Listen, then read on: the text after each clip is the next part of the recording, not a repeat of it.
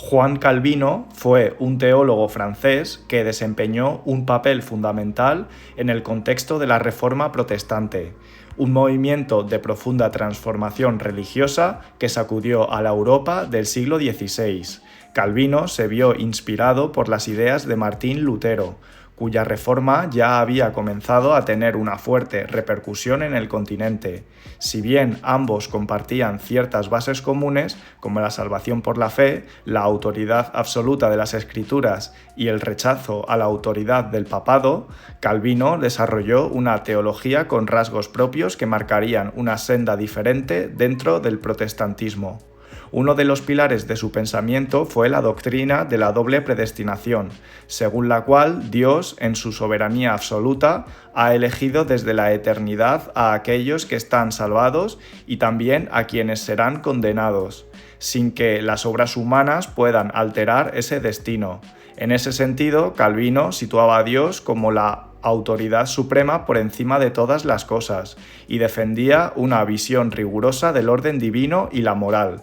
Asimismo, aunque rechazaba el modelo católico de sacerdocio sacramental como mediador entre Dios y los hombres, no negaba del todo el liderazgo religioso, sino que había figuras como pastores, doctores, ancianos y diáconos, con funciones bien definidas aunque sin poder sacramental. Otro aspecto que diferenciaba a Calvino de Lutero era su concepción de la Iglesia. Mientras que Lutero era más flexible en cuanto a la organización eclesiástica, Calvino defendía una estructura más rígida y jerárquica, en la que el control doctrinal y disciplinario era estricto. Tras enfrentarse a la persecución en Francia por parte de las autoridades católicas, Calvino se refugió en la ciudad suiza de Ginebra, donde desarrolló plenamente su doctrina y desde donde ejercerá una profunda influencia sobre las otras regiones de Europa. En Ginebra se instauró el consistorio, un consejo religioso con funciones tanto espirituales como civiles, que regulaba la vida social conforme a las enseñanzas calvinistas. Este órgano tenía la potestad de imponer castigos como la excomunión, el destierro o incluso azotes públicos, consolidando una sociedad profundamente teocrática.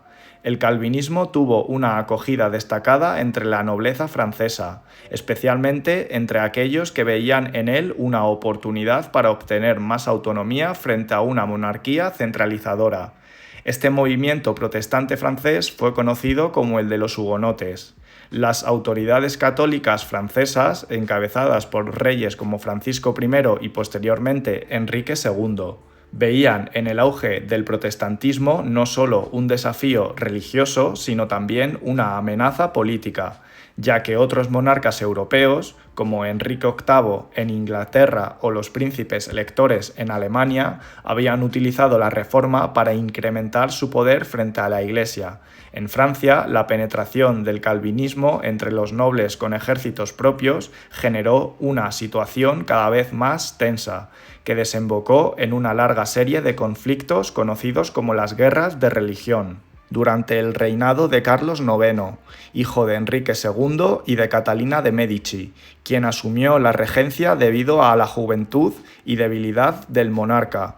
En un intento por frenar la escalada de violencia, en 1562 Catalina promulgó el Edicto de San Germán, que otorgaba a los hugonotes cierta libertad religiosa limitada, permitiéndoles celebrar su culto fuera de las ciudades amuralladas. No obstante, esta medida fue muy mal recibida por los sectores católicos más radicales, lo que provocó que estallara la Primera Guerra de Religión ese mismo año.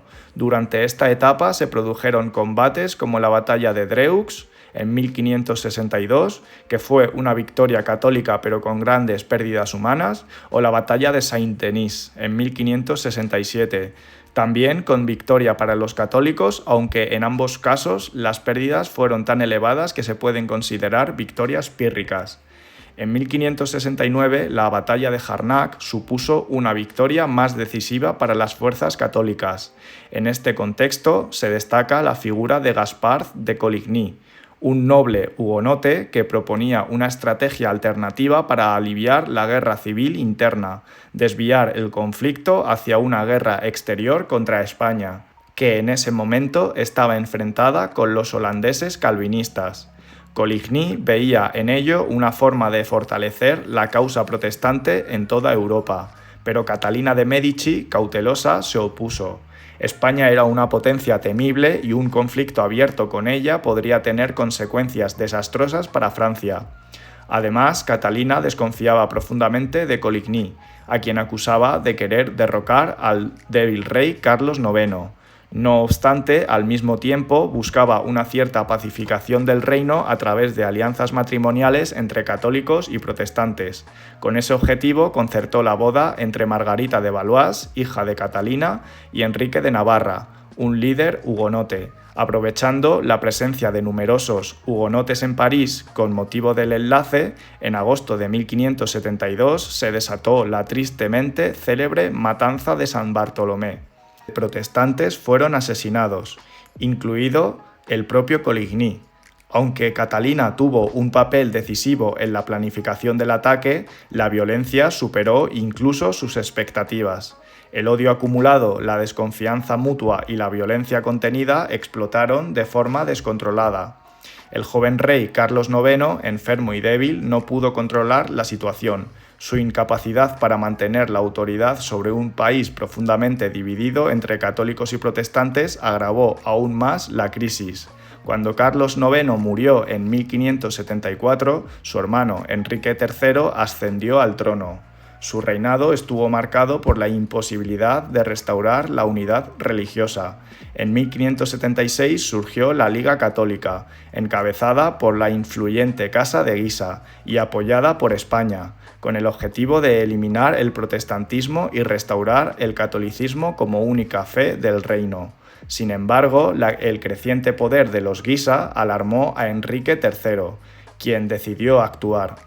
En 1588, en el marco de la Guerra de los Tres Enriques, la confrontación entre Enrique III de Valois, Enrique de Guisa y Enrique de Navarra, el rey ordenó el asesinato de Enrique I de Guisa, lo que generó una gran conmoción. Aunque muchos acusaron a Catalina de Médici, fue una decisión tomada directamente por el monarca. Este acto le granjeó la enemistad no solo de los protestantes, sino también de muchos católicos, e incluso de miembros de su propia corte. Poco después, en 1589, un fanático católico perteneciente a la Liga logró infiltrarse y asesinar al rey, aunque no murió inmediatamente. Enrique III supo que su final era inminente. En sus últimos momentos nombró como sucesor a Enrique de Navarra, líder hugonote, lo que supuso un giro decisivo en la historia de Francia. Enrique de Navarra pasó a ser Enrique IV de Francia, y para consolidar su posición y unir a un reino profundamente fracturado, tomó una decisión estratégica. En 1593 se convirtió al catolicismo, pronunciando la célebre frase: «París bien vale una misa». Este gesto le permitió ganarse el apoyo de muchos sectores católicos y reducir la resistencia de la Liga. Antes de ello, había conseguido imponerse militarmente en varias zonas del reino, especialmente gracias a su victoria en la batalla de Ivry en 1590, donde derrotó a las fuerzas de la Liga Católica, lo que le permitió consolidar su poder y avanzar hacia París. Su liderazgo, marcado por el pragmatismo y el deseo de estabilidad, culminó en 1598 con la promulgación del Edicto de Nantes, que otorgó libertad de culto a los protestantes en ciertas regiones del reino, garantizando derechos civiles y políticos. De esta forma, tras décadas de guerra y violencia, Francia entró en un periodo de relativa paz y tolerancia religiosa.